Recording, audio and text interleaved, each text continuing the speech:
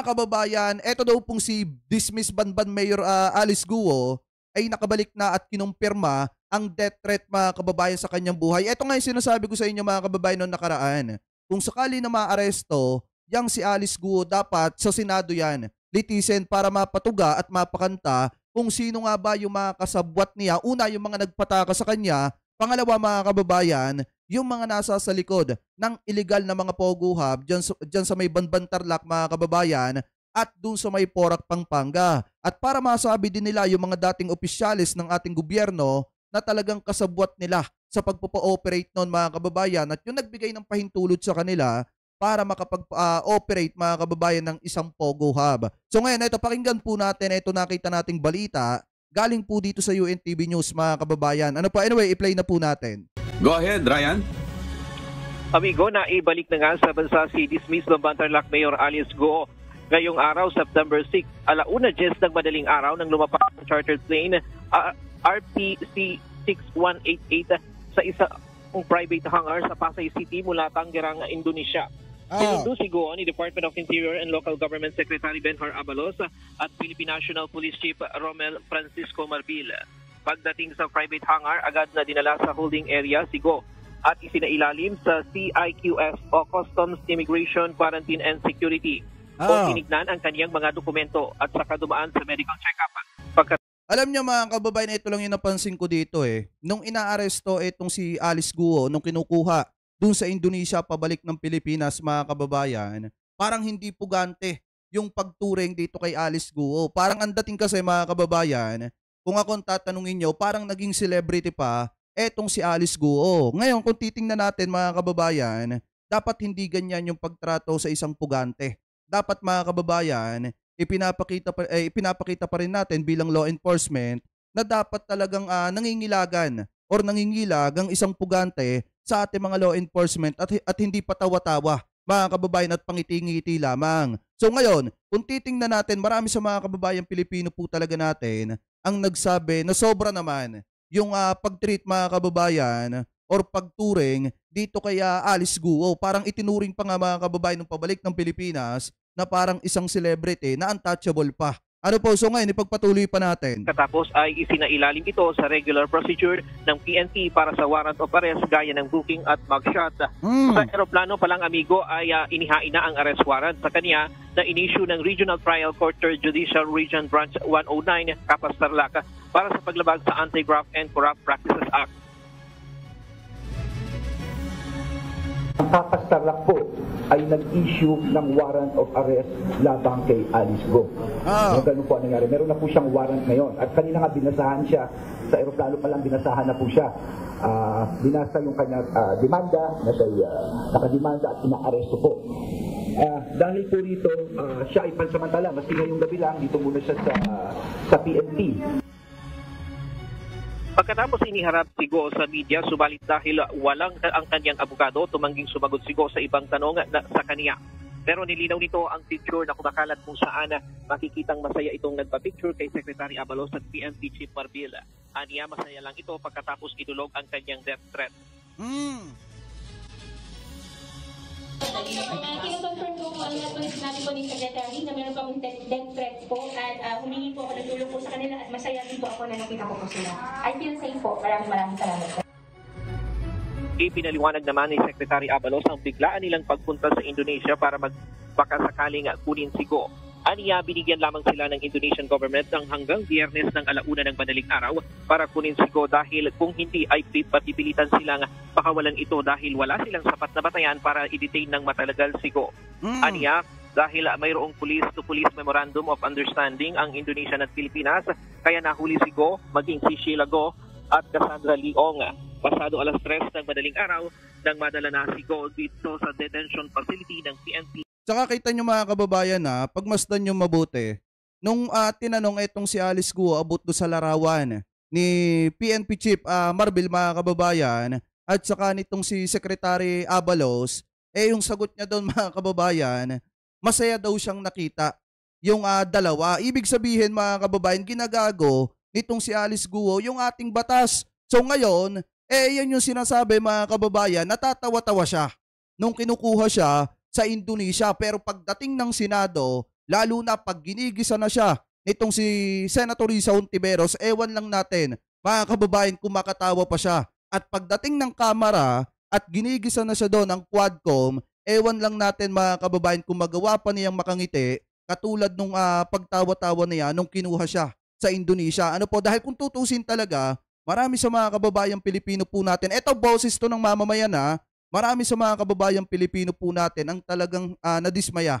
Ano po, dahil nga sinasabi ng marami sa mga kababayan natin na parang VIP, mga kababayan, yung treatment na naibigay dito kay Alice Guo, na para bang ang dating mga kababayan ay ginagago niya ang batas. Ano po, pero siguro pag ito napasalang mga kababayan sa Kamara, ewan lang natin kung hindi nito maikanta at maituga, mga kababayan, sa executive session yung mga kasabwat niya, or di kaya naman yung mga nagpatakas po sa kanya. Kasi kailangan niyang sabihin yan, mga kababayan, dahil unang-una, meron tayong mga nasa sa gobyerno na di umano malapit po sa kanya at mga tumulong sa kanya para makatakas po siya ng Pilipinas. Ano po ngayon, ipagpatuloy pa natin Sa Camp Crame.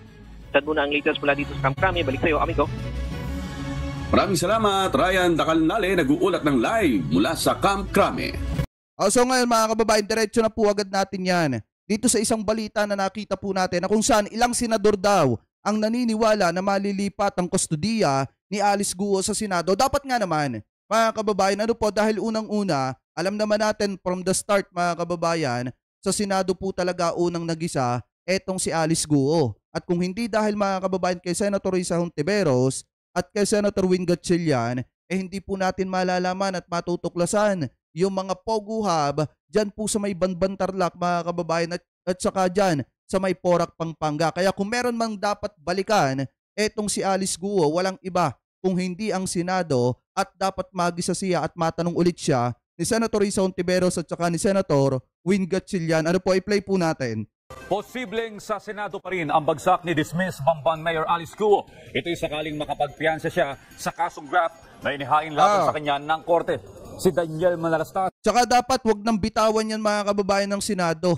Ano po, at saka ng Kamara. Dahil pag yan ay binitawan ulit, malaki ang chance, mga kababayan, na makatakas po ulit yan. Yung let's say, mga kababayan, sasabihin natin, pagka nakapagpiyansa siya, mananatili ulit siyang malaya, pag yan, mga kababayan, hinayaan lang natin na gano'n, malaki ang chance na makatakas yan. Makaalis ulit yan ng bansa, mga kababayan, at gumawa ulit yan ng paraan para makapagtago. Ano po, kaya dapat, i-detain po yan, mga kababayan, sa Senado, at habang dinidinig yung mga accusation laban sa kanya dyan sa Senado at saka sa Kamara, dapat po i-detain talaga yan at wag hayaan na makalaya, mga kababayan, at magawa yung gusto po niya. Ano po, so ngayon ipagpatuloy pa natin. Sa detalye. Sa kabila ng warrant of arrest na inihain ng Tarlac Court laban kay dismissed Mayor Alice Guo, naniniwala ang ilang senador na magpapiyansa rin ang dating alkalde. Kaya ang ending, sa Senado pa rin, may nilipat ang kustudiya na mayroong arrest order laban sa kanya. Dito pa rin siya magstay, no? Dahil itong warrant of arrest niya ay available. So, in-expect ko na magbe-bail siya bukas, no? Pagdating niya dito, kasi dadating siya ng 11. So, bukas, first thing in the morning, in-expect ko magbe-bail siya. At after siya i-bail, dadalhin siya dito. Ganito rin ang pananaw ni Senate President Francis Escudero. Bukod sa kustudiya ni Guo, may mga impormasyon na rin ang ilang senador sa mga posibleng tumulong kina Guo para makapuslit sa Pilipinas. Pero, binavalidate pa raw nila yan. Tsaka dapat pag nalaman nila, mga kababayan, kung sino yung mga tao na tumulong kay Alice Guo, dapat sibakin na talaga sa gobyerno, dahil hindi natin kailangan, mga kababayan, ng mga tao na naiimpluwensyahan at talagang nasisilaw sa pera ng mga taong katulad nitong si Alice Guo. Ano po, dapat, mga kababayan, kapag kaya mga yan napatunayan na talagang tinulungan etong si Alice Guo, dapat po talaga yan tanggalin sa serbisyo at bigyan ng karampatang kaparusahan para hindi pa marisan ng iba. Ano po, so ngayon ipagpatuloy pa natin. Pero meron kaming information doon sa mga tumulong naman na ilihis yung issue o ilin lang ang mga tao pagdating sa kanyang pagtakas. Hindi lang naman yung kung paano siya nakatakas, kundi yung mga tao rin na linilin lang ang mga otoridad. Sa Lunes na ang susunod na pagdinig ng Senado kay Alice Guo. Kaugnay pa rin sa umano'y pagkadawit niya sa Pogo Operation. Pagtutuunan din nila ng pansin ang ibang posibleng dawit sa Pogo. Daniel Manalastas para sa Pambansang TV sa Bagong Pilipinas. Siguro ang isang unang pinakatatamaan dyan mga kababayan pagka kumanta na at nagsalita na yan si Alice Guo, malamang sa alamang, yung tatamaan dyan yung yung dating spokesperson na matinding magmahal at handang ibigay lahat mga kababayan ng kanyang savings sa kanyang minamahal. Yun yung malaking posibilidad na tamaan dyan. Dahil kung dun nga nasasangkot na agad mga kababayan at siya yung minsan itinuturo ng mga ebidensya, doon kay Cassie Ong, dito pa lang mga kababayan pag nagsalita pa, etong si Alice Guo at nadawit na naman yung pangalan niya, malaki talaga ang chance mga kababayan na isa siya sa pinakatatamaan nitong issue pong ito. Ano po ngayon, ipagpatuloy pa natin. Sabay ring gugulong ang kasong deportation ni dismissed Bamban Mayor Alice Guo sa Bureau of Immigration. Bukod pa yan sa patong-patong na kaso, nakakaharapin din niya. Ngayon naibalik na siya sa Pilipinas. Si Rod Lagusad sa detalye. Kasama sa kakaharaping kaso ni dating Banban Mayor Alice Guo ang mga kasong isasampa ng Bureau of Immigration sa kanya. Ang mission order na inilabas ng ahensya ay para arrestin si Guo dahil sa paglabag niya sa Philippine Immigration Act. Kakasuhan po siya for undesirability as well as misrepresentation dahil may mga nakikita po na ebidensya na siya po ay may hawak na Chinese passport apart from the Philippine passport that she is presenting. After that po, ang NBI naman po ang mag-implement ng kanilang procedure sa kanya. Paliwanag ni Sandoval, sabay naaandar ang deportation case ni Guo sa iba pa niyang mga kaso sa bansa. Kahit maunang matapos, yung kanyang deportation case, hindi naman po tayo makakapag-implement ng deportation up until matapos po yung mga court cases here in the Philippines. Pag na-establish po natin na isa nga siyang Chinese national and her documents have been acquired through misrepresentation, ibig sabihin po noon magiging confirmed ang deportation case sa kanya at ang decision po ay i-deport siya at i-blacklist. Kung makatulong man ng korte si Guo ng pagkakakulong, dapat mga kababayan, ikulong muna dito ng matagal-tagal na panahon saka ipa-deport para matuto naman at hindi pa marisan nung ibang mga katulad niya mga kababayan na nagbabalak na magnegosyo ng iligal dito sa ating bansa. Hindi sapat mga kababayan na kapag napatunayan na talagang nagkasala siya dito sa ating bansa, automatic i-deport siya. Dapat mga kababayan, hindi muna ganon. Dapat ikulong muna dito sa ating bansa at hayaang magsisi at magdusa dito po sa ating bansa saka ipa-deport mga kababayan para maisip naman nung iba na nagbabalak pang tularan siya at sundan yung yapak niya mga kababayan na talagang magkaroon ng takot dito po sa ating bansa. Dahil mga kababayan, kung hindi natin dadalain yung mga ganitong klase ng tao, talagang uulit at uulit po yan mga kababayan at gagawa ng hindi maganda dito po sa ating bansa. Kaya dapat turuan ng leksyon at wag munang i-deport. Para matuto at wag pamarisan ng iba. Ngayon, ipagpatuloy pa natin. Ay kinakailangan muna niya anyang iserve ang kanyang sentensya bago siya tuluyang ma-deport. Pagdating naman sa investigasyon kung paano nakalabas ng bansa si Guo, patuloy pang biniberipika ng BIA naging payag ni Sheila Guo sa Senado na illegal silang pumuslit sa bansa nang hindi dumadaan sa immigration. Naniniwala ang BIA na maraming kasabwat ang dating alkalde para makaalis ng Pilipinas dahil hindi naging madali ang paglabas nila sa bansa. It's very difficult. It's a logistical nightmare to do that. Maraming kailangan kausapin, maraming kailangan ayusin bago ka magkaroon ng ganong arrangements. And sa tingin natin, may tumulong talaga sa kanya dito sa ginawa niya ito. And that's what we want to find out. Yan ang gusto nating malaman kung sino itong mga tumulong sa kanya na ito. Base ayon sa dokumento nila ay walang tatak ng immigration sa passport si Sheila at si Alice. Kaya makakatulong ang pagbalik ni Alice para malinawan patungkol dito. Rod Lagusad, para sa Pambansang TV sa Bagong Pilipinas. Pumalag ang Philippine National Police sa paratang na may special treatment kay dismissed Bamban Tarlac Mayor Alice Guo. Git ng ahensya, ginagawa nila ang trabaho nila dahil may banta sa buhay ng dating alkalde. May report si Isaiah Mirafuentes. Eksaktong alas 3:06 kaninang madaling araw nang dumating sa Camp Crame ang co-star na naman sa dismissed Bamban City Mayor Alice Guo. Diniretso siya sa PNP Custodial Facility.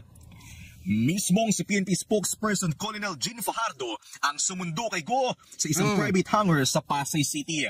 Alam nyo mga kababayan, etong ginawa ng PNP na to, wala namang issue yan. Wala namang problema dyan. Wala naman dyan mga kababayan na special treatment tayo nakikita. Alam nyo kung saan lang na-issue mga kababayan Pilipino po natin? Yung lumabas na larawan at litrato ni Alice Guo na parang nag-outing lang. Alam ko mga kababayan, lahat kayo familiar doon. Na kung saan yung ibang mga law enforcement natin talagang nagpa-picture pa mga kababayan sa loob ng sasakyan habang kasama etong si Alice Guo na parang galing lang sa isang outing. So doon mga kababayan talaga umani ng batikos yung ibang departamento ng law enforcement ng ating gobyerno mga kababayan na para bang ang dating talagang hindi isang pugante yung turing dito kay Alice Guo kung hindi parang nag-outing nga lang. Pero dito mga kababayan, sa ginawa ng PNP na ito, wala naman tayo nakikitang mali dyan. Kung talagang may death threat sa kanyang buhay, tama lang na i-secured mga kababayan yung kanyang kaligtasan. Pero yung kahapon na kumakalat na mga larawan na kung saan parang nag-outing lamang, dun talaga nagsimula yung batikos at pagbatikos ng mga kababayan po natin Pilipino. Ano po ngayon ipagpatuloy pa natin? Pagbaba ni Guo sa charter plane, kaagad siyang nagpakita sa media, ngunit nakataliko dito. Matapos ito ay agad siyang dinala sa kanyang custodial facility sa Camp Crame. Kapasok niya po sa loob ay inalis na po yung kanyang posas kasi nakaposas po siya. Paglabas pa lang po niya, bago pa lamang po siya ibinaba po ng eroplano ay nakaposas na po siya. Doon po sa loob po ng eroplano ay binasahan po siya nung warrant of arrest na inisyo po ng Kapas RTC at binasahan din po siya ng kanyang Miranda rights. Sumailalim din si Guo sa physical and medical examination. Kinuhanan siya ng mugshot at fingerprints at dumaan din siya sa proseso ng booking sa custodial facility. Sinigurado rin ng PNP na maayos ang lagay ng kalusugan ni Guo. Kanina po niya nare-request yung lawyer po niya. Ano yung sabi mo? Gusto daw po niyang makausap yung lawyer niya. Pinagbigyan naman ang hiling ng nasibak na alkalde. Sa matter of procedure po ay kailangan po nilang mag-report po sa RTC Kapas para i-inform po ng korte na ina-serve na po yung warrant of arrest. Korte naman na ang magdidesisyon kung saan siya kukulong, kung sa Crame pa rin ba o sa ibang detention facility. Sa Senado! Sa Senado para magisa ni Senator Risa Hontiveros at saka ni Senator Win Gatchalian, yun yung pinakamainam. Ano po kasi pagka ginigisa na yan, ni Raffy Tulfo, ni Senator Risa Hontiveros at saka ni Gatchalian mga kababayan, ewan ko lang kung hindi tumugayan. Ano po kasi nga kung nakakatawa-tawa pa siya mga kababayan, pagka ginigisa na yan, ewan lang natin kung makakatawa pa yan. Ano po ay pagpatuloy pa natin? Yung kaso naman po na isinampa po sa kanya ay available naman po. So ina-expect po natin yung lawyer na nakausap po niya ay dadating po ngayong ding araw po na ito para pag-usapan po ano yung next step po nila. Walang magaganap na paglipat sa Senado kay Guo hanggat hindi siya nakakapagpiyansa. Pumalag naman ang PNP sa issue ng special treatment kay Guo. Gusto lang daw nila na masigurado ang kaligtasan ng alkalde. Wala po tayong special treatment at madiin po yung sinabi ng ating kagalang-galang na SILG kanina na kung ano po yung proseso na ginawa po natin sa mga ordinaryong citizen. Well, narinig mismo natin sa bibig po ni dating mayor na may death threat po siya. So that was one of the consideration kung bakit nag-deploy po tayo ng additional personnel mula po sa pagbiyahe po mula doon sa airport papunta po dito. Kinumpis ka na ang cellphone at earpods ni Guo gaya ng ibang detainee. Nasa ordinaryong kwarto si Guo. Meron itong kama, isang CR, pero walang aircon.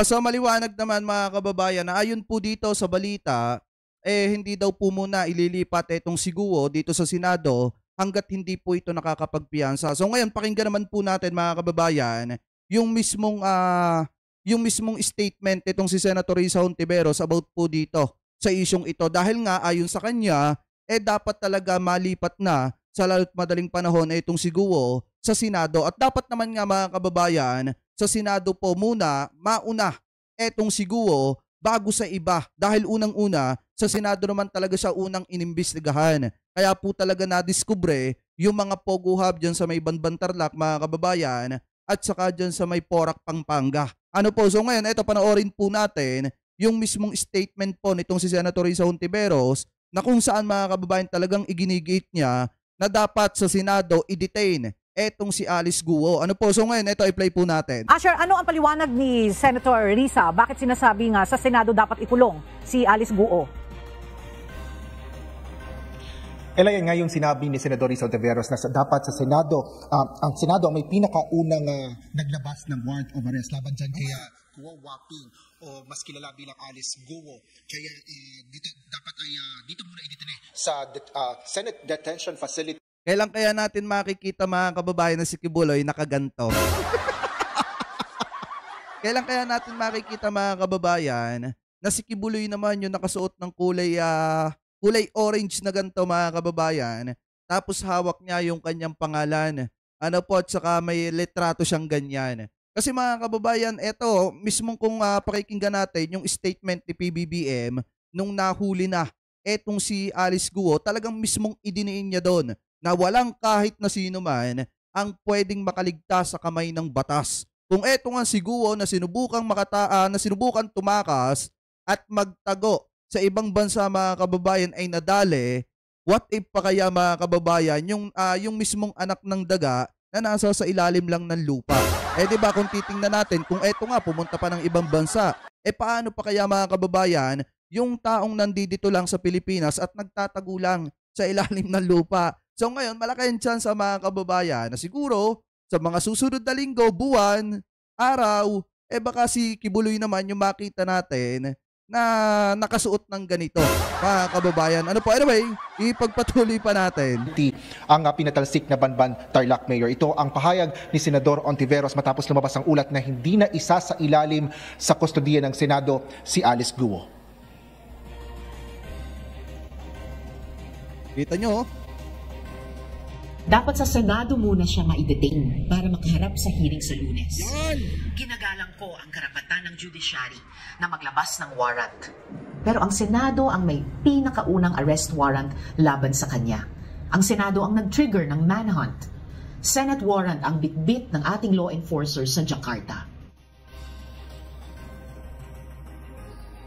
Inihambing din ni Senador Ontiveros na malinaw din sa Korte Suprema sa kaso ni Binay versus Sandigan Bayan na ang criminal cases laban sa municipal mayors ay isa sa ilalim sa exclusive jurisdiction ng Sandigan Bayan. Nagtataka ang Senador kung bakit sa Tarlac Court nag-issue ng court warrant at bakit din dinala si Alice Guo sa Tarlac. Bakit po kaya Tarlac Court ang nag-issue? At bakit siya dinala sa Tarlac? Hiniling ko na kay General Angkan ng OSAA na sumunod doon para ma-monitor ang mga pangyayari doon. Kaya pagkatapos siyang i-process ng NBI o PNP, kailangan ma-turn over na siya sa OSAA. That was clear from the very start. And that was the commitment of NBI Director Santiago. Ama! Dapat talaga agapan yan mga kababayan na mailagay sa Senado para kahit papaano talagang mahiring na mga kababayan at maisalang na siya dun sa mga katanungan ng ating mga senador. Dahil unang-una, malaki ang tsansa na hanggat na nasa sa labas siya, mga kababayan, baka na andyan din yung mga di umano, mga nagpuprotekta sa kanya. So ngayon kung titingnan natin, kahit nga si Senator Risa Ontiveros ay nagtataka kung bakit sa Tarlac, mga kababayan. Dahil kung titingnan natin, marami mga nagrereklamo, mga kababayan, na yung iba pa, taga-ibang lugar. Ang nakakapagtaka, bakit doon sa Tarlac? Kaya nga dapat sa lalo't madaling panahon, since Senado naman yung unang naglabas ng arrest warrant laban dyan kay Alice Guo, dapat talaga sa Senado muna siya. Ano po, bago sa ibang departamento. Ano po ngayon, ipagpatuloy pa natin. Ayon pa sa Senador, kung si Guo Waping ay di magpasya or di magpiyansa, ibig sabihin ay mas gusto pa niya makulong sa PNP kaysa sa Senado na siyang pinagtatakahan rin ng mambabatas. Paliwanag naman ni Senate President Francis Chis Escudero na kung mangyayaring hindi magbayad ng bail si Alice Guo, maaaring kailanganin ni Senador Ontiveros na humingi ng permiso sa Korte para madala ang dating alkalde sa pagdinig sa Senado. Samantala, dismayado rin si Senador Ontiveros na ginawaan niyang fan meet ang pagka-aresto kay Alice Guo. We want answers, not a photo shoot. Matapos niyang makipagtaguan sa batas, ginawa namang fan meet nitong si Alice Guo ang pagka-aresto niya. Kulang na lang red carpet. Tingnan natin kung gaano siya ka-photogenic sa hearing sa Lunes. Only pictures siya doon. Nagpaalala rin ito sa mga kasamahan sa gobyerno na hindi dapat ginagawang social event ang pagka-aresto kay Alice Guo na isang puganting sangkot sa patong-patong na kriminal na kaso. Isang paalala rin sa ating mga kasamahan sa gobyerno, hindi dapat ginagawang social event ang pag-aresto sa isang puganting sangkot sa patong-patong na kaso ng human trafficking, money laundering, fake identity at gross misconduct. Pinaglaruan ni Alice Guo ang mga batas ng Pilipinas at ginamit niya ang posisyon niya para makapag-operate ang mga pogo na naging sangkot sa kidnapping, murder, human trafficking at prostitution. So ngayon mga kababayan, kung titingnan natin, tama yung sinasabi ni Senator Risa Ontiveros ewan lang natin kung gaano katindi yung pagiging photogenic niya pagdating ng Monday. Dahil sa Lunes mga kababayan, talagang magkakaroon ulit ng hearing. Etong si Senator Risa Ontiveros patungkol po dyan sa Pogo mga kababayan at patungkol po dito sa pagtugis dito kay Alice Guo. So ngayong nahuli na etong si Alice Guo at nasa kamay na ulit ng Pilipinas, tingnan lang natin kung magagawa niya pa na pumorma mga kababayan or ngumiti-ngiti dun sa mismong hearing kapag ginigisa na siya ni Senator Risa Hontiveros at saka ni Senator Win Gatchalian. Ano po, dahil mga kababayan, kung nagagawa niyang paglaruan ang batas ng Pilipinas, ewan lang natin kung magagawa niya makaiwas sa mga tanong ni Senator Risa Hontiveros. Ano po ngayon, ipagpatuloy pa natin. Ella, tinawag din ni Senador Hontiveros si Alice Guo na isang fake Filipino at marami anya siyang pagpapaliwanag na dapat gawin sa pagdinig sa Senado. Pagbabayaran niya ni Alice Guo ang kanyang pagsisinungaling, pagtatago, pagtakas at panloloko sa sambayan ng Pilipino. Yan ang latest dito sa Senado. Balik sa iyo, Ella. Asher, may impormasyon ba kung si Alice Guo ay isasama sa kwarto kung saan nakadetine si Sheila Guo, yung kanyang kapatid? Kaya sa panayam natin kay General Ancan kahapon sa Office of Sergeant at Arms, ay sinabi nito kahapon na maaari namang pagsamahin si Alice Guo at si Sheila Guo doon sa iisang kwarto sa Senate Detention Facility dahil sila naman ay parehong babae at magkapamilya. Kung magbabago ang desisyon nito, ay ito ay maaaring manggaling naman sa Senate Committee. Sa ilalim yan ni Senador Risa Hontiveros. Ella. Alright, maraming salamat. So ngayon, maliwanag naman mga kababayan na sa Lunes isasalang etong si Alice Guo or posibleng maisalang dyan po sa gaganapin na hearing mga kababayan na kung saan pangungunahan po ni Senator Risa Hontiveros. Ngayon mga kababayan, kung titingnan nating mabuti, sana maitanong sa kanya yung mga taong tumulong sa kanya para makatakas po siya, para mabigyan ng leksyon yung mga taong yon mga kababayan at hindi na pamarisan ng ibang mga tao na nakaupo po sa ating gobyerno. Dahil mga kababayan, kung titingnan po nating mabuti, talagang ang ginagawa ng ating presidente ay malinis ang bansang Pilipinas. So ngayon, paano malilinis yan kung mismong may mga taong nakaupo na talagang di umano kaalyado pa rin at nauuto nitong si Alice Guo? Dapat mga kababayan niya mga yan, malaman mismo sa bibig nitong si Alice Guo at maituga niya yung mismo mga kasabwat niya dito sa Pilipinas para matanggal sa pwesto kung itong mga taong ito ay nakaupo sa pwesto mga kababayan. At para yung iba makulong din mga kababayan pagka napatunayan talaga nakasabwat sila nitong si Alice Guo. Ano po? So anyway,